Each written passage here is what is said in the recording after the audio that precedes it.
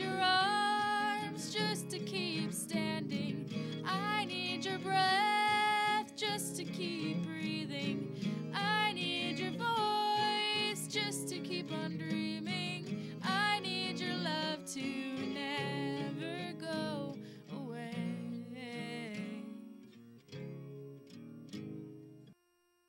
Hello again. My name is Donna Swanson. I'm the Executive Director at Focus Alternative Learning Center in Canton. We're a program for kids on the autism spectrum, and we are doing our TV show here at Nutmeg TV called Focus on Autism. And I have my co-host Lucas Hofstetter here. Thank you all for joining us again. And some of our favorite panel members. And today we're going to be talking about... Probably our first controversial subject, and no, it's not politics. Actually, we're going to be discussing video games and other kinds of screen-type related devices and their therapeutic value for us, what exactly they do that helps us to de-escalate and sometimes help regulate our behavior and our anxiety. We're going to be covering a number of different sorts of electronics today, ranging from the video games to sometimes just coming home and watching a simple game of sports, although in my mind, no game of sports is simple, but... But we call them screens. That's our operative term. And my associates are going to be cueing me in on this because I tend to be a bit scatterbrained sometimes, but... And we're also going to link it into some tips for traveling and what some of the obstacles for traveling are. Absolutely. Correct? All right. So I guess first we were going to start with... We were going to go down the line, yes? And so why don't we begin with, like, for example, Dan, what sorts of screens, I guess, do you use most often? I use I have a Nintendo Wii at home, and I enjoy playing that. I play it for like an hour, not or less a day. Are you allowed only so much video time, or it's just what you choose for yourself? No, my parents don't enforce not that long a limit. No, they usually let me find my own limit for video games. That's really excellent. Yeah. And you don't have problems getting off the game or anything like that? Because I know some of my kids that I work with that we can't get them off the screens once they're on them. So, with some games, I'm like that, depending on how difficult / challenging it is. Mm-hmm. But normally with most games, no. And what about when you were little? When I was little, I enjoyed using the computer because at that time, my doctor told me I could not play handheld video games because I have epilepsy. Oh, so because they thought that would trigger a seizure. They did, and even my parents were very limited even about watching TV. No, that would involve any flashings of light because they were afraid I might have a seizure. Okay. Do you still have seizures, or? I haven't had one for 5 years. Wow. Awesome. Yeah. Very good. Now, I will say for you, Dan, as Dan is also an intern in our mentorship program. Yay. Dan is generally very good about turning off video games when asked, and provides great role modeling to his peers for that as well, which we certainly appreciate. Thanks. Yes, he's a really good. Transfer those skills on forward. What about computer games? Do you do any of those, or how do you like to spend your time on the computer? When I'm on the computer, I don't do that much. I'll play a computer game for a little while, but I don't spend that much time on the computer. I mostly spend it playing the Wii with my sister. Surf the web much? No, not really. And what I know, Lucas, this is one of the things that you were going to ask, but what does doing video games, or how does that help you? What does it do for you? If I'm having a particularly hard or stressful day, particular video games can help decrease the amount of stress, because it allows me to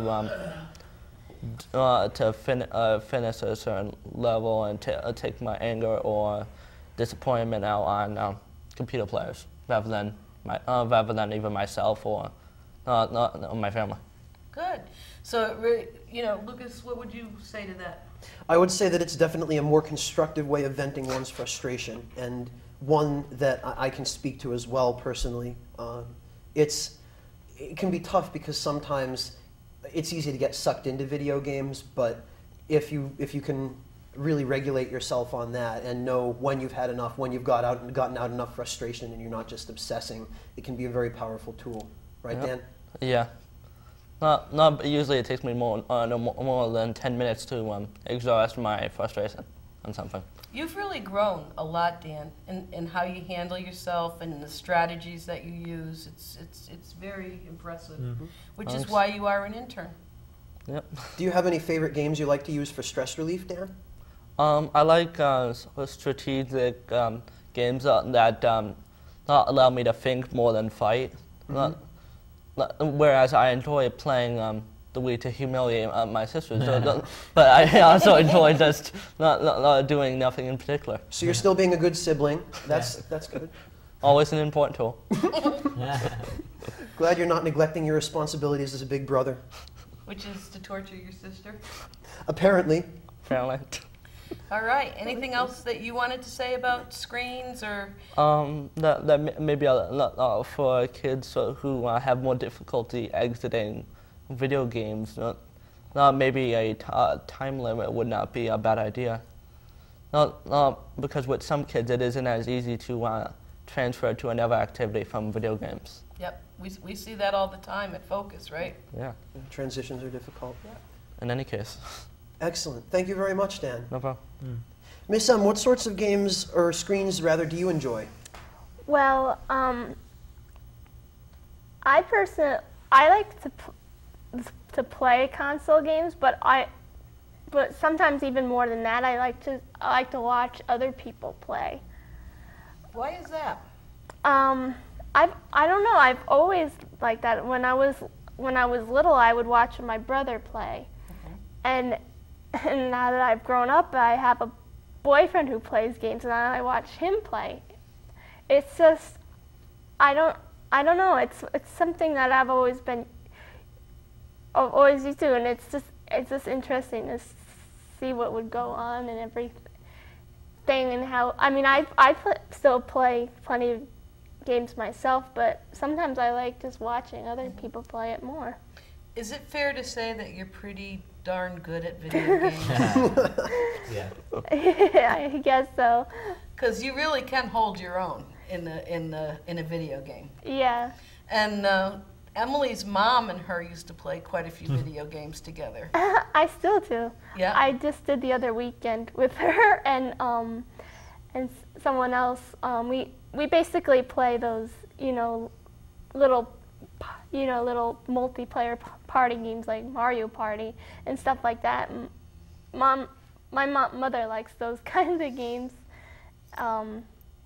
As for me, I like RPGs or role-playing games, which are basically games that tell a story, because I like those the best, and I like watching my friends play it and playing them myself at the same time, because I love being in my own little world, and it's a part of another big world that it opens up and creates for me. And when I get home from like work or school or something, it takes my mind off things and it pulls me into that world. Yep. And remember your first computer? Well, the first computer I actually owned myself, that was my laptop in 1999. And you loved that computer. Yeah. You hoped it would never end, right? And when it did end, you had a really hard time letting go of that, didn't you? Yeah. I bet you still have it. Yeah, I still have it. It just doesn't work anymore. But that was that, and you had said earlier that was actually like a friend to you. Uh-huh. Can you talk a little bit more about that? Well, I don't know. I'm a very shy person in public, so I would meet people online and through things and through similar interests, and then talk